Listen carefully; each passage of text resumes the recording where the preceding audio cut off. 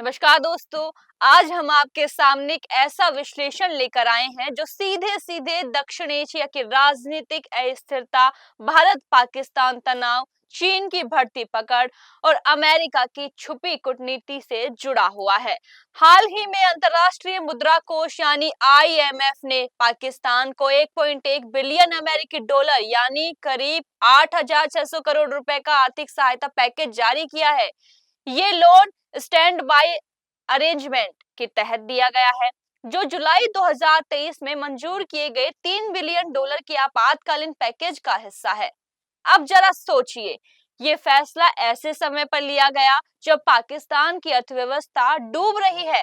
विदेशी मुद्रा भंडार केवल 3 से 4 सप्ताह की आयात आवश्यकताओं के बराबर बचा है और राजनीतिक अस्थिरता चरम पर है। साथ ही भारत और पाकिस्तान के बीच तनाव भी बढ़ता जा रहा है। एलओसी पर सीज फायर उल्लंघन की खबरें सामने आ रही हैं और पाकिस्तान की नई सरकार एक बार फिर कट्टर इस्लामिक संगठनों को खुश करने वाली नीतियों की ओर झुक रही है। अब यहाँ सबसे बड़ा सवाल ये उठता है, आईएमएफ में सबसे बड़ी वोटिंग हिस्सेदारी किसकी है? जवाब है संयुक्त राज्य अमेरिका की, जिसकी वोटिंग पावर आईएमएफ में 16.5% से अधिक है। और दूसरी ओर अमेरिका का सबसे बड़ा रणनीतिक साझेदार कौन है? भारत। तो सवाल ये है, अगर अमेरिका चाहता तो क्या वो इस लोन को रोक नहीं सकता था? जरूर कर सकता था, लेकिन उसने ऐसा नहीं किया। क्यों? यहाँ हमें समझना होगा कि यह सिर्फ एक आर्थिक फैसला नहीं था, बल्कि एक गहरी रणनीति के तहत लिया गया कदम था। अगर आईएमएफ यह लोन रिजेक्ट करता तो पाकिस्तान को वित्तीय संकट से उभरने के लिए तुरंत विकल्प चाहिए होता, और ये विकल्प उसे मिलता चीन से। चीन पहले ही पाकिस्तान में 62 बिलियन डॉलर के CPEC China Pakistan economic corridor में निवेश कर चुका है। पाकिस्तान के रणनीतिक बंदरगाह ग्वादर पोर्ट पर चीन का प्रभाव पहले से ही है। कई आर्थिक क्षेत्रों जैसे कोयला खदानों और इंफ्रास्ट्रक्चर प्रोजेक्ट्स पर चीनी कंपनियों का कब्जा है। इसके अलावा चीन अपने कर्ज के जरिए डेब्ट ट्रैप डिप्लोमेसी का इस्तेमाल करता है। इसका सबसे बड़ा उदाहरण है श्रीलंका का हम्बनटोटा पोर्ट, जिसे चीन ने 99 साल के लिए लीज पर लिए लिया था, क्योंकि श्रीलंका कर्ज चुका नहीं पाया। पाकिस्तान भी इसी राह पर चल पड़ा। 2022 तक पाकिस्तान का कुल विदेशी कर्ज लगभग 126 बिलियन था, जिसमें से करीब 30% अकेले चीन से लिया गया था। और ये सिर्फ सीपीईसी तक सीमित नहीं है। चीन से पाकिस्तान को सैन्य, तकनीकी और डिजिटल क्षेत्रों में भी अदृश्य कर्ज दिए गए हैं। ऐसे में अमेरिका ने आईएमएफ के जरिए एक रणनीतिक बैलेंसिंग की, लोन को मंजूरी देकर पाकिस्तान को अस्थिरता से तो बचाया, लेकिन उसे पूरी तरह चीन की गोद में गिरने से भी रोका है। अब भारत की स्थिति देखिए। भारत न तो चाहता है कि पाकिस्तान को और ताकत मिले, लेकिन भारत ये भी नहीं चाहेगा कि पाकिस्तान पूरी तरह चीन के कंट्रोल में चला जाए। ऐसे में आईएमएफ का ये लोन भारत के लिए एक तरह का लेजर एविल बन गया है। बुरा है, लेकिन जरूरी है। अमेरिका यहाँ दो तरफा फायदा ले रहा है, पाकिस्तान को नियंत्रित भी कर रहा है और चीन के इन्फ्लुएंस को सीमित भी। आईएमएफ की शर्तों में टैक्स रिफॉर्म, सब्सिडी में कटौती और मौद्रिक नीति में पारदर्शिता जैसी बातें शामिल होती है, जो पाकिस्तान की आर्थिक संप्रभुता को धीरे धीरे आईएमएफ और अमेरिका के नियंत्रण में ले आती हैं।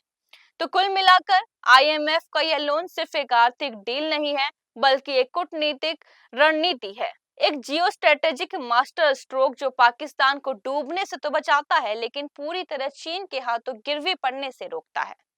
चीन में निवेश करने वाली 50% से ज्यादा वैश्विक कंपनियां चीन से बाहर निकल चुकी हैं या इस समय बाहर जाने की योजना बना रही हैं।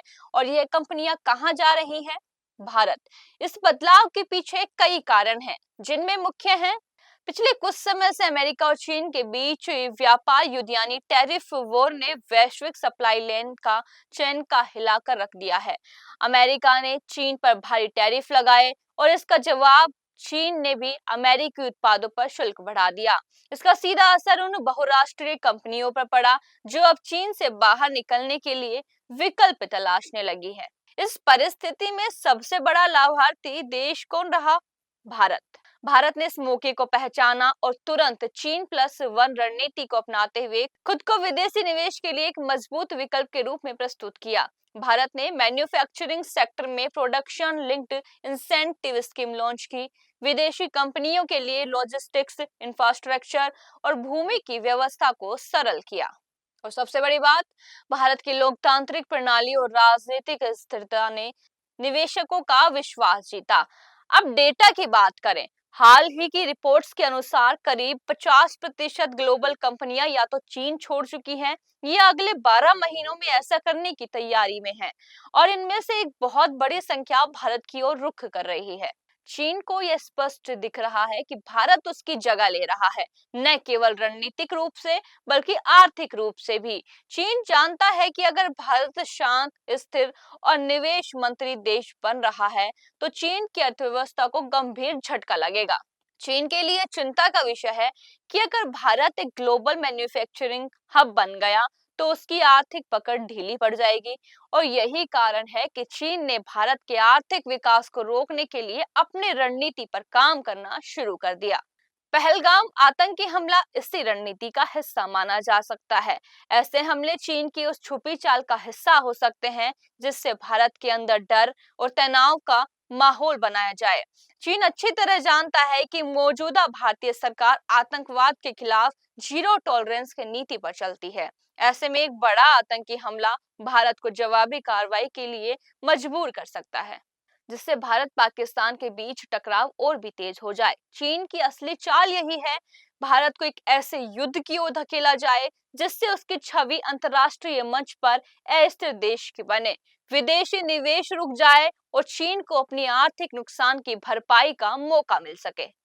आज हम देख सकते हैं कि भारत पूरी वैश्विक राजनीति के केंद्र में खड़ा है। एक ओर जहां चीन अपनी रणनीति के तहत भारत को अस्थिर करने की कोशिश कर रहा है, वहीं दूसरी ओर भारत की आर्थिक और राजनीतिक स्थिरता उसे एक वैश्विक शक्ति के रूप में उभार रही है। आईएमएफ का लोन, पहलगाम आतंकी हमला और चीन की रणनीतियां सभी एक बड़ा खेल का हिस्सा नजर आ रही हैं, जिसका उद्देश्य है भारत की बढ़ती हुई ताकत को रोकना। लेकिन इस खेल को सबसे महत्वपूर्ण पहलू यह है कि भारत की मजबूत स्थिति और नीतियां इसे वैश्विक राजनीति में एक प्रमुख खिलाड़ी के रूप में स्थापित कर रही है। आगे बढ़ते हुए भारत के लिए ये वक्त है जब उसे अपनी आर्थिक नीति, सुरक्षा नीति और अंतर्राष्ट्रीय रणनीतियों को और मजबूत करने की आवश्यकता है, ताकि उसे इन खतरों से सुरक्षित रखा जा सके। आपको इस विश्लेषण से क्या समझ में आया? क्या भारत अपनी बढ़ती ताकत को बनाए रख पाएगा? हमें अपने विचार कमेंट्स में जरूर बताइए। धन्यवाद।